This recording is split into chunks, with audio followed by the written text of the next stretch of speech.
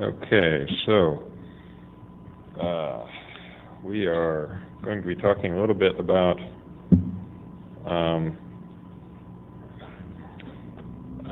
trends in Internet exchanges, specifically looking at the differences between exchanges that seem to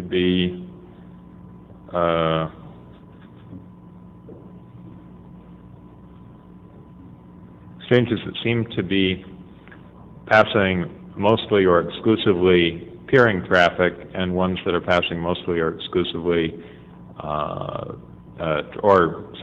ones that are passing a significant amount of transit traffic, and how that's causing or may be causing a divergence in a number of characteristics of different kinds of exchanges.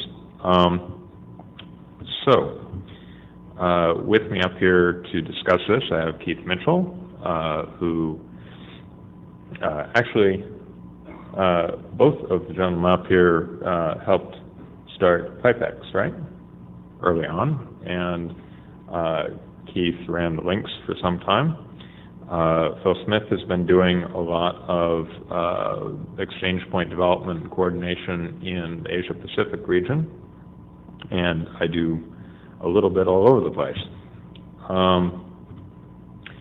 So for those of you who want to kind of follow along with the points each of the three of us are going to be trying to cover in this discussion, there are three URLs here. Mine and Phil's are on the PCH site. That's the PCH Documents, Papers, Transit Exchange, Peering Exchange / mine is the NANOG 0206, and his is the NANOG Asia IX. And Keith's is at www.exchangepoint.net, info, exchange, blah, blah, blah. So with that, I will start in on my short slide set and hope to have commentary from you guys. The two pieces of sort of old accepted wisdom that I think need to be re-examined are, first of all, that exchanges are functionally similar, that basically an exchange is an exchange, that they may be sort of qualitatively different, like this one is a good one, this one is a bad one, this is a small one, this one is a large one, but that they're all doing the same thing. And I don't think that's true anymore.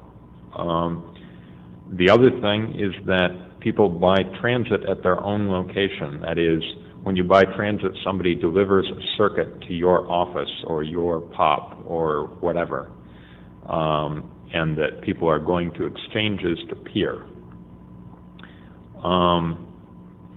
But if we look at what's really happening in the world, there are some exchanges that seem to be priced very differently from others. Some are very expensive, some are very cheap. There are a lot of exchanges that are free, right? That is, the cost to a participant to go and put in a router and get a 100 meg port or a gig port or whatever is $0 per month. In the real world, of course, nothing is ever exactly free, right? Things that appear to be free are subsidized somehow, and that's the case here, but the fact that they have $0 cost to the participants is nevertheless the case. At the other end, there are exchanges that cost more than $10,000 a month. There are ones that cost more than $15,000 a month to go to and have a 100 meg or gigabit port. And in many cases, these exchanges are a very similar size, right? There are free exchanges and $15,000 a month exchanges where the free exchanges are larger or pass more traffic or have more participants or, you know, by any measure are larger exchanges. So there's not a correlation there at all. The other thing is that although historically it was very common for exchanges to have a rule that said no passing of transit traffic across the switch or no passing of transit traffic through the exchange, no, it's still in effect. So this is becoming very common. Someone will go to an exchange and they'll buy or sell transit there, either in addition to peering or to the exclusion of peering. So my hypothesis that I want to discuss here is that there are two poles on a continuum, right? That you could hypothetically have an exchange where only peering occurs, and you could also have an exchange where only transit is bought and sold and there isn't any peering. And in point of fact, there are a fair number of exchanges towards the ends of this continuum, that there are a fair number of exchanges that are maybe not 100% peering or 100% transit, but are fairly close to that on one side or other. And that it may be very difficult to make an exchange that serves both communities optimally. It may be much easier to sort of focus on one market or the other market and serve the needs of people doing either transit or peering, but it may be hard to find a good middle ground. So my analysis of this follows, and you guys are supposed to like interrupt and argue with me or something. All right. Okay. And some of these things are maybe a little bit controversial, but you'll see where it's going. Controversial statement number one is that redundancy is never needed on a peering path, right? The whole point of peering is to be redundant with your transit. And so some of you are going to say, oh, but only those people who aren't tier ones buy transit. Of course, that's nearly everybody. So statistically, it's enough of everybody that it's the way the world works. The peering is there as an economic optimization on your pre-existing transit routes. So there's no reason to pay more for peering than you would lose if your peering connection went down briefly, right? That is, you don't want to pay for reliability in a peering connection because you've already got the reliability through your transit. The point of the peering is to be cheap. It's to move the bits more cheaply than the transit would. So aggregation benefit, right? Glomming a lot of things together into one place in order to make a single big circuit that's less expensive than a whole lot of little ones is okay in peering. That is, you're not giving up redundancy, you're not giving up reliability that you care about, and you are reducing the cost, which is exactly what you want. So aggregation benefits work really well in peering, right? Getting everything together in one place, one big potential point of failure that's really, really cheap. Transit, on the other hand, has to be reliable because that's your safety net, right? If you're selling transit, you either have to be buying transit or you have to be a tier one, which means in the real world you have to be buying transit. And you have to, if you're going to be reliable, not just be buying transit in one place, but buying transit from two or more providers. So that requires redundancy. That is, you don't want to be buying both of your transit connections in the same place, through the same router, through the same building. That means that you're willing to pay a premium to make sure that your transit connections are going through different facilities. So, two columns here, peering exchange column and transit exchange column, trying to characterize differences between them. Maximizing aggregation benefit implies that in a peering exchange, you only want to have one in a region, whatever region means to you, and that it needs to be as big as possible, as many potential peers as possible in one place, so you can reach them all with one expenditure and keep that expenditure to a minimum. In transit exchange, on the other hand, you want two or more of them in a region, and you really don't care how many people are at any one of them as long as there are three or more participants there, right? You need three or more to have, basically to have a market environment operating. So the sort of ideal minimum case for transit exchanges is two of them in, say, a metro area with three participants each. And beyond that, you don't care too much. Having one is not as good as having two, whereas with the peering exchange, having one is much, much better than having two. So kind of opposite forces at work there. Switch fabrics are also a different case. In a peering exchange, if there are multiple facilities, which is not a bad thing, you still need them all to be connected together at layer 2 so that you can peer with everybody using only your one piece of equipment, right? So you don't have to go and be a customer of each of the different facilities. You only go and be a customer of one of them, and you get the full benefit. Whereas at a transit exchange, you want to minimize risk, so you want to be going to two exchanges, and you don't want those two exchanges to connect their switch fabric together at layer 2, because if they did, one problem might be likely to affect both of them. Price-wise, peering exchange is really simple. Cheaper is better. Cheaper is always better. That's why there's so much market force in favor of slightly subsidized ones that cost participants $0, or say under $100 a month, which many of them are also. So the bounding on that price is that it's no longer worth doing if it costs more than it would cost to ship the peering traffic through transit during an outage, right? So if you're figuring that a low reliability peering point might have, say, 30 minutes a month of outage on average, you just need to look at what the cost of running that traffic through your transit for 30 minutes a month is, right? As long as you can afford that, you don't need to pay for more reliability in the peering point. On the transit side, though, what is bounding the cost is the difference between what it costs to do it in exchange and what it costs to do if you have it backhauled to your own location, right? Because you can always just call up a transit provider, order a circuit to your POP, your location, whatever, and do that twice, have two transit providers bring it in, right? Alternatively, you can get circuits of your own out to exchange points and buy at the exchange points.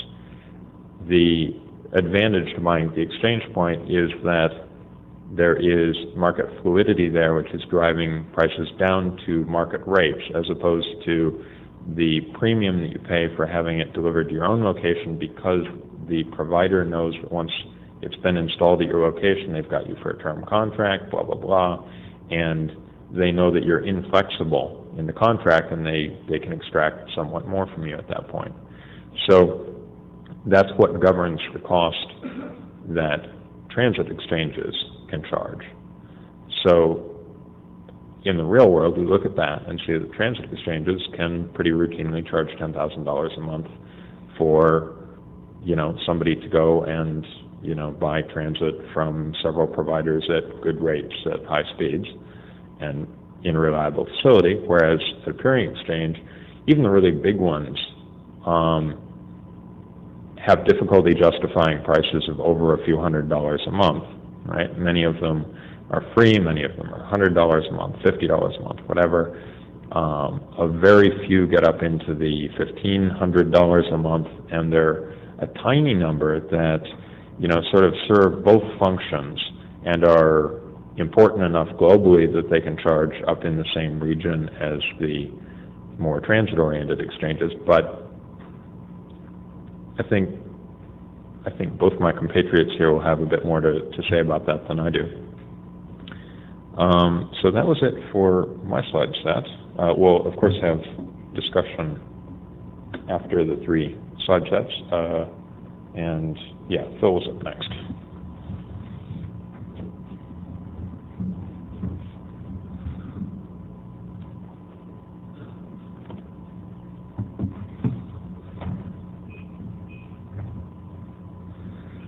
Right, the few slides that I've got here are really going over what's kind of happening in the Asia-Pacific region. And I think they add a little bit more to what Bill's suggesting about how exchange points in general are heading. At least I hope they do. My interest in this is that I'm chair of APNIC's Exchange Point Special Interest Group. So have had some experience in the region working with some of the exchanges.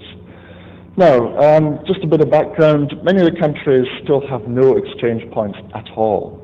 In fact, the US or Europe is the exchange point for these countries, which is probably a bit of a bizarre situation for most of the audience here, but it's very real in our region. Those countries which have exchanges tend to have two types. They have the neutral exchange, which a lot of us know from the past, or they have this commercial exchange, which is probably a newer thing, and is probably closer to the transit exchange concept that Bill's just mentioned. Now, I've called this either a marketing exchange point, where basically it's the telco or a service provider coming along and saying, yeah, I'm going to use the word IXP to try and market my services because it's cool. That's generally what they do. And it's basically just a layer 3 transit service. Or the other one is a peering exchange, which is run for profit. The countries without exchanges, we've got lots and lots of regulatory barriers, things like you will connect to the internet through the monopoly government-owned telco, or you will not connect at all. Or they have a dominant telco who's got the vast majority of the internet business. They got there first before any service provider got there. And the small ISPs don't have any chance against them, and they don't really have any of their own international bandwidth. All the ISPs mistrust each other. There's quite a few countries where this is true. Connecting to exchanges means that they can steal my customers, is the common view, rather than the view of, if I connect to an exchange, I can steal their customers, which is what I try and encourage. Be positive. Countries without exchanges, the ISPs simply don't know, they don't realize the economic advantages and savings. So we always go along, talk to them, and the penny drops, they suddenly realize they can stop spending lots and lots of money on expensive overseas connections. They realize keeping local traffic local means less cost in international circuits, means more money for the internet locally, and surprise, surprise, they get local content, latency is improved, lots more customers. They also believe that an exchange point is very complicated because they hear about May East and May West and links and AN6 and PIX and so forth, and they see the huge switches, huge routers, and they think millions of dollars, and they say, ooh, we don't need this, too expensive, too big, too much, too complicated.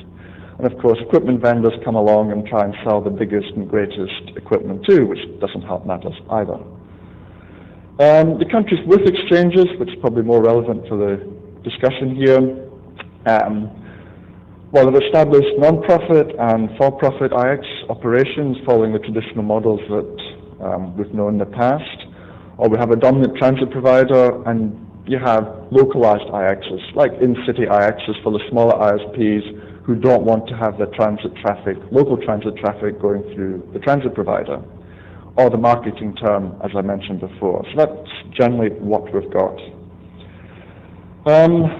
Now, some of you may know about the whole settlement issue that's been running around in the AP region for quite a while. Major AP telcos have lobbied the US government and the ITU about cost settlement on transoceanic circuits and internet traffic. The ITU has supported the cause, but of course the industry position hasn't changed one bit. And this has all resulted in a Pan-Asia IX movement. The idea is to link all Asia's IXs together.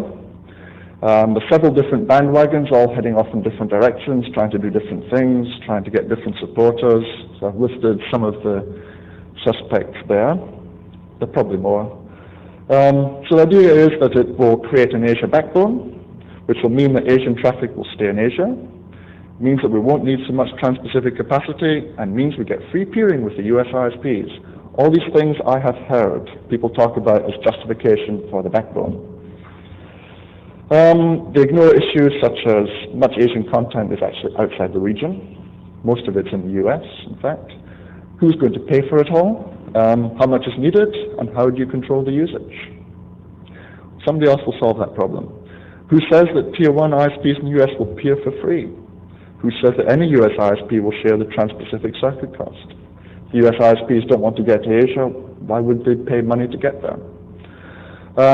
Also, each country has very little interest in the content and activities of other countries in the region, and that's quite a big issue. So the various efforts underway to try and sort out what's going on. We've just had the APTEL conference in Palau in May, which discussed this. There was a proposal put forward there to actually try and promote exchange points. The peering exchange, which I very much see as how you get started off in any particular country, and as the exchanges develop, they become more the exchange point model that Bill has been talking about. APIA, the Asia Pacific Internet Association, is trying to coordinate the diverse efforts. Have to try. And there's been talk of forming some sort of entity which is similar in concept to EuroIX, to try and get the exchanges to actually talk to each other, rather than everybody heading off in their own directions.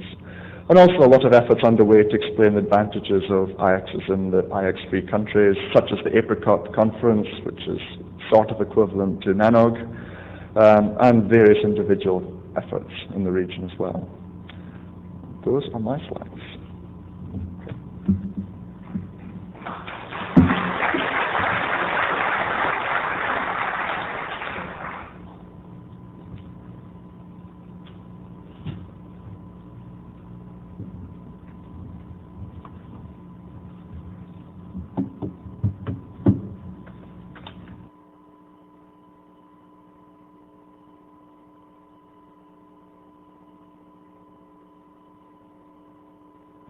What I've done is I've put a few slides together, basically summarizing some of my thoughts around this topic. It's been a topic that's fairly close to our hearts, what we're doing at Exchange Point at the moment. Certainly, a view that I've taken for a long time as an exchange operator is that I don't too much care about the commercial arrangements between the participants at the exchange, whether these are peering agreements or transit agreements or something else. What I'm interested in is traffic and peering, and the commercial means by which that's achieved is something that I don't actually have too strong views about. I think that we're in somewhat unique industry conditions at the moment, and one of the things that we see is that the cost of transit is possibly the lowest it's been historically ever. I think that that's probably a short-term artifact, that the cost of transit at the moment is actually well below the cost of what it actually costs to provide it. So long as the cost of transit is low, that means that the economic benefits of peering, particularly when you're not necessarily the first established peering point operator in a particular metro, are somewhat diminished. And I think that that means that over time, we will probably see a cycle in terms of supply and demand of transit capacity. In these terms, as a peering point operator, as an exchange operator, you've probably got to be flexible and work with both transit and peering and encourage what you feel is most necessary to develop the market at that particular point in time and to maximize the traffic across your exchange. Exchange point, peering point, there's an awful lot of terms that are bandied around. I like clarity in the definition of what I'm talking about, and certainly for the purposes of this talk and any others that I might give. When I'm talking about an internet exchange point, I'm talking about one of which there can be some transit or there can be some peering going on. In practice, there'll probably be both. I think it's fair to say that there are very few exchanges that are pure transit or pure peering. There will always be a mixture, and I don't see peering and transit as being dichotomies. They're at opposite ends of the scale. Actually, there is much more of a gradation of the same things happening at the same exchange and for the same ISP.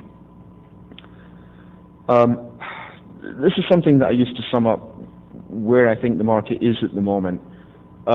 We've talked a lot about public peering, traditional exchanges.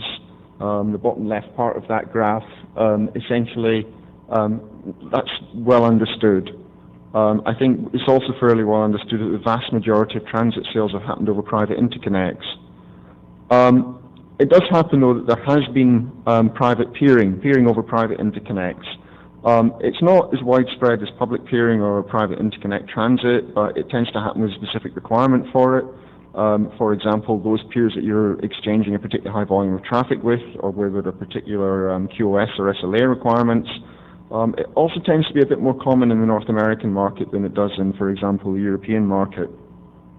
I think, however, there's definitely interest in the marketplace now in terms of doing transit over public exchanges, and this is an area that's been neglected, but there are actually some strong impetus to do that.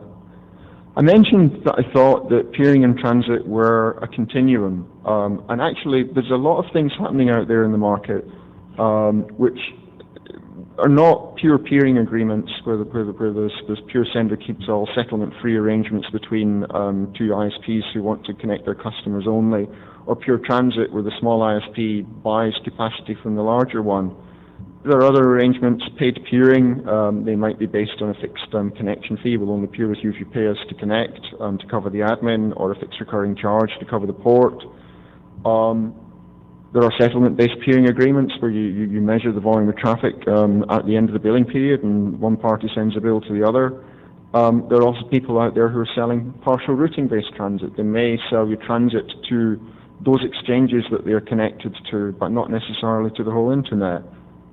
Short-term transit. A lot of ISPs, when they see transit prices so variable at the moment, don't want to get locked into long-term contracts, or they want a trial evaluation, or they want backup arrangements, or for particular projects. There's definitely a demand out there for short-term transit contracts. There's also a degree to which I think people are multi-homing more. The bandwidth brokers don't necessarily seem to be doing particularly well in the marketplace at the moment. There's also some of the larger ISPs are saying, well, we're not going to sell transit below a certain revenue threshold, therefore what we will do is we will only sell through a reseller, and there's some transit aggregators emerging in the market as well. So I think all of these things, I think in some ways it's signs of healthy innovation and evolution in the marketplace, but it does demonstrate to me that peering and transit are not simple black and white. There's a whole lot of shades of grey in there. So if you're a small to medium-sized ISP, you're buying transit, what is your optimal arrangements? How many transit providers do you want? You want resilience, but not at the expense of complexity. Do you want to use transit brokers or aggregators? Do they have a stable future? Do your conventional transit providers have a stable future? How do you avoid getting locked in? How easy is it to change your providers? I think basically what everyone's looking for is flexibility, and it seems to me that transit exchanges are potentially one of the ways of giving you that flexibility. So, in terms of differentiation between what I would call a pure peering point and a pure transit point, I think some of the important points, the traditional peering points, do not in general offer SLAs. Bill alluded to this already. But on the other hand, if you're selling transit and you're using the transit exchange as one of the vehicles to deliver service to your customers, you're probably going to have an SLA for your customers. You're going to want that to be backed up by the transit exchange. One of the more interesting things is some of the traditional peering points, like I think of 2 or 3 in Europe that do this, actually explicitly prohibit transit. So they say, we are a pure peering point. There was a time when that maybe made sense, but the difficulty I have is, first of all, how on earth do you enforce that? I've yet to see a network monitoring tool that measures cash flow. Why exactly is it so evil to do transit across the exchange in the first place? What is the rationale? It's not clear to me how you do either of these things. I think another important thing is that there is a distinction between a transit point and a bandwidth broker. To me, the bandwidth brokers are actually buying transit in and selling it out again. They're transit resellers. They become the principal in the contract. The transit points, transit exchanges are effectively just acting as a facilitator. They're bringing the parties together, and they're providing the physical interconnection capacity between them, but they're not actually involved in the commercial details of the peering arrangement or the transit contract. And I think something that quite important in this whole differentiation discussion is that there is also differentiation in terms of the transit offerings. The bandwidth broker philosophy has been that there's no differentiation except in price. It's a commodity. Let's drive the price down as far as we can. But I think the reality of the way that most ISPs operate and sell their transit is that there are differentiations in there. I think that one of the interesting things is that when you're operating an exchange, you want to maximize traffic. You want to maximize traffic exchange between the participants. One of the interesting things is that a lot of the things that you can do to facilitate peering, you can also use to facilitate transit. simple stuff like making contact details available. If you want to facilitate peering, it's just a case of facilitating of publishing the peering the peering contact points. If you want to facilitate transit, well, it's probably a matter of promoting the sales contacts. But you can also make sure that you publish peering policy information for a large tier 1. The peering policy information might be, we don't peer, here's our sales phone number. But it might also be that provide a bit more information than here's our sales phone number in terms of the transit agreements. There are probably tools that you can do, email forms, email lists for distributing requests for service and for peering agreements. And potentially an exchange operator can continue this facilitation but stop short of the actual being a principal by providing tools, routers, for example, which collect all the peering routes available in exchange or collect all the transit routes available, and then publish these back to the participants in terms of summaries of what routes are available, what exchanges they go to, what peers they have, providing looking glasses and other tools that can summarize that information.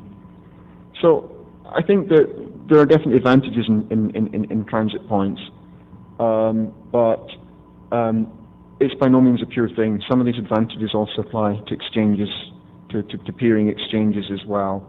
I think it's an interesting way of buying and selling transit, but I don't think that it's necessarily completely at odds with doing peering across the same exchange.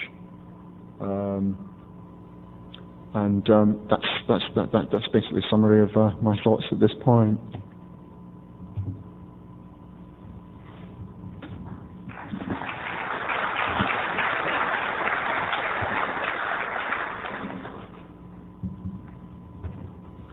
I think I'll try and guide a little bit of discussion on this by prompting things with a few questions. First of all, we've been summarizing very lightly here quite a lot of thought in this area, and we may not have really gotten across the big picture of where I think we probably all think things are going with services, transit services provided to exchanges. And I'm just going to try and sketch that out a little bit very briefly. That if you imagine, for instance, a European telco that's selling IP transit services and has ambitions of becoming global, and they decide that they want to start selling IP transit in Japan and Korea and Thailand, say. Each of those companies has incumbent phone companies and local competitive phone companies and so forth with local loops. And their customers, lots of potential customers in each of those countries that this European phone company might want to sell to.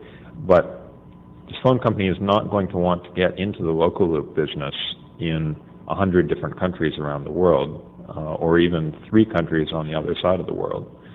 They're not going to be able to be competitive at it. They're not going to have trucks on the street doing repairs and installs. They're always going to be at a disadvantage in dealing with local loop relative to their on-the-ground competitors in that locality. And their on-the-ground competitors in that locality are obviously trying to sell IP transit services as well as local loops. So by contrast, they're a much greater advantage if they can simply touch down at one location, right? Come in at the fiber landing, get a couple strands into one facility, one exchange point that's a major one for the country in, say, Seoul or Tokyo or Bangkok, and then have customers deal with the local phone company to buy local loop to get to that exchange, right? Then the customer can buy directly from them in the exchange, and the only thing that's being provisioned is a VLAN or a cross-connect or maybe just an IP address. So the liquidity with which a sale can be performed is enormously greater at a transit exchange than in a traditional circuit-based transaction. The circuit, of course, still has to be pulled, but it's someone else's responsibility, which means that you can scale the growth of an ISP business much, much, much faster, or much more broadly, Of course, it also limits who your customers can be, and that's what I think Keith was touching on with the resale and aggregation market. That let's say that you are this big European phone company and you sell service in Thailand, right? Your target customer there is not going to be a small business. Your target customer there is going to be a local phone company or a large ISP there, right? Who then in turn will take care of local distribution and sales and so forth. And your entire market for that country might be 10, 15, 20 customers, but you can still be profitable at it if you don't have to make a huge investment in understanding the local business and understanding local provisioning in each of these different, many relatively small markets. So in that sense, I think it'll allow flexibility both on the provider and the customer side and be pretty advantageous for everybody. Is that sort of, can either of you guys elaborate on that sort of picture of the future?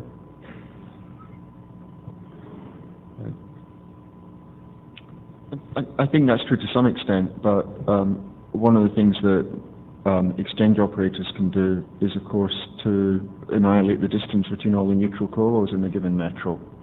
And that kind of takes the local loop out of the question to some extent.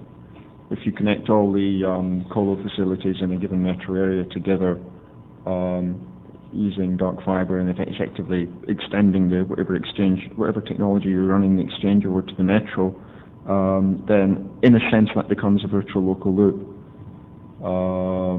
And I don't think that that's necessarily a bad thing.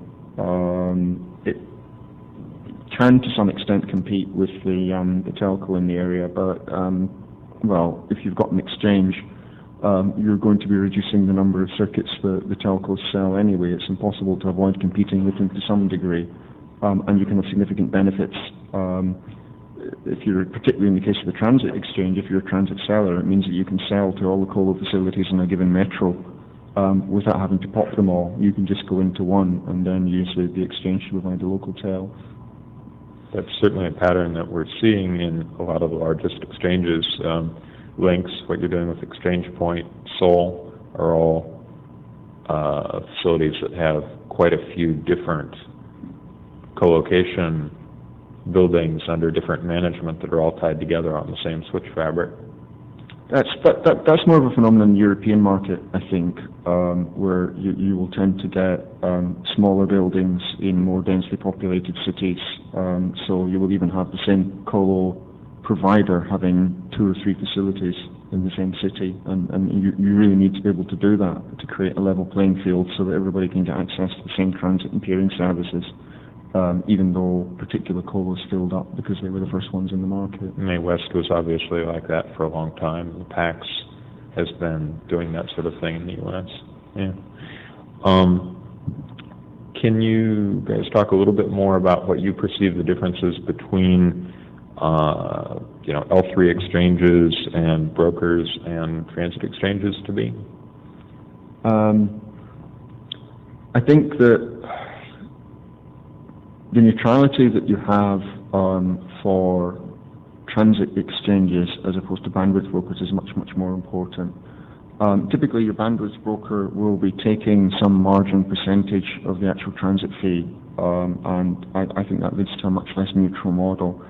I think that this point about being principal in the contract is really very important. I think in these days it also means that from a positive point of view, the exchange operator is not taking the risk of being the principal in the contract. But I think that examples of what I would regard as bandwidth brokers, Bandex, Rate Exchange, to some degree, the Internap approach. In general, these people are operating an AS, and that AS is buying transit in and it's selling transit out. For the kind of approach that we and other transit exchange operators take, we don't do IP routing on behalf of anyone except ourselves. And all we're doing is providing a layer 2 pipe, and the IP routing is happening between the parties that are negotiating it. The similarities, of course, are things like tools to compare the transit offerings. There's really no reason why these can't be provided just as much by transit exchange operators or indeed peering exchange operators. You can use the same tools to make peering decisions as you can to make transit decisions to a large degree. And I think that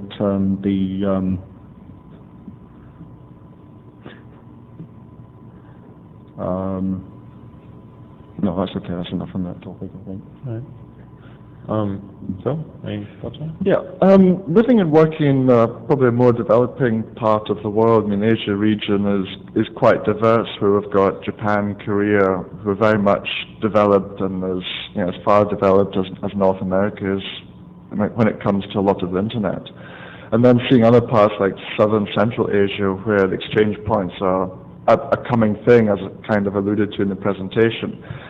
Very much I find the developing parts of the peering exchange is the first thing that goes in there. That is, if the telco hasn't got there first and set up the monopoly internet service.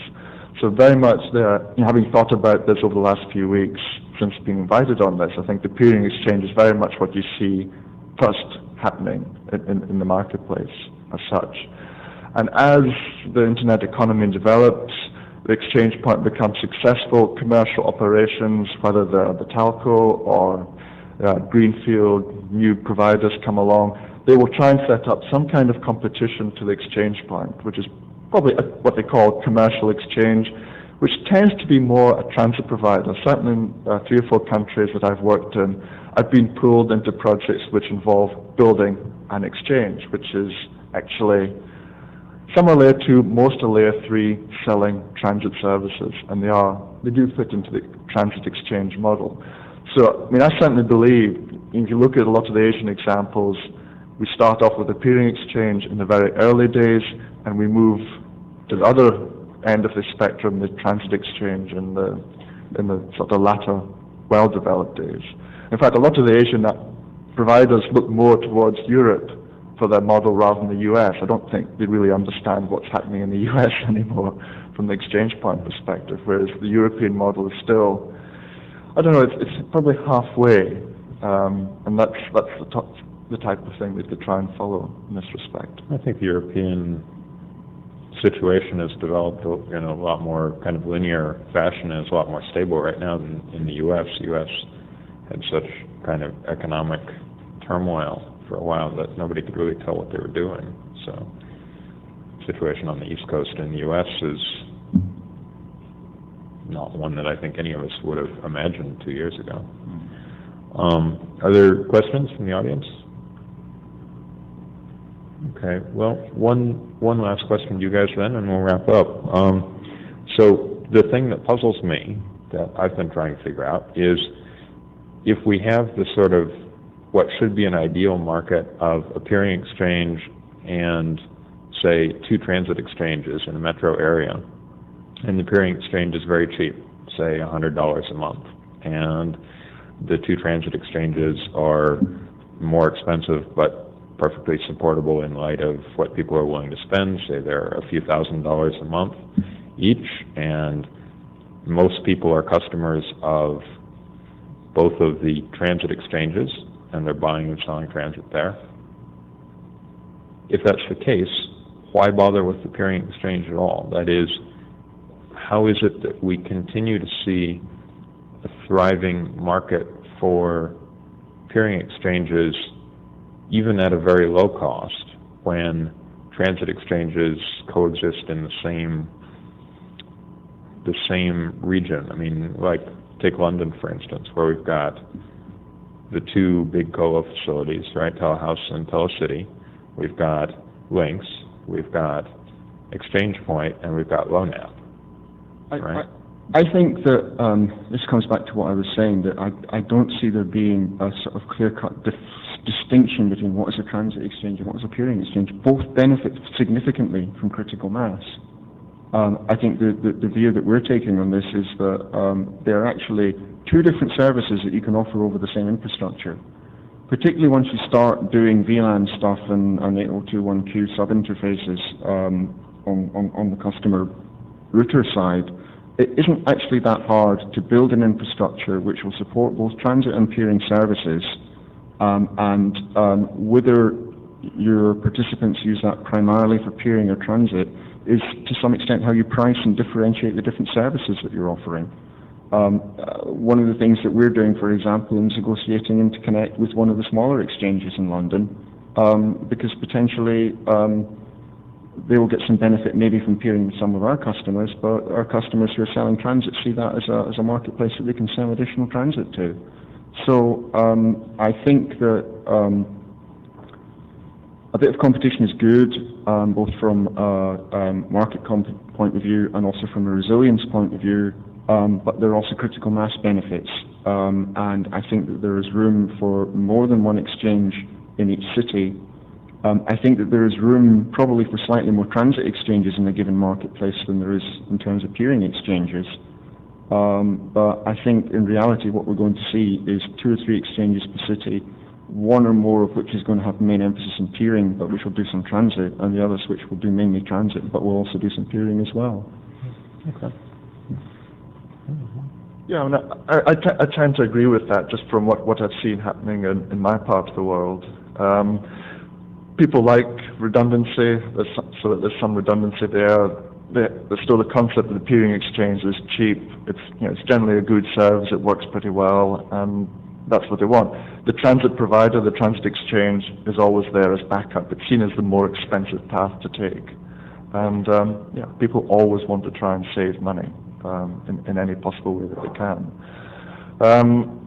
Again, in the Asian region, a lot of the exchanges, hard to distinguish whether they're peering exchanges or transit exchanges as such, as you get both functions happening on both. But people will tend to try and go to 2 things rather than rely on just one thing.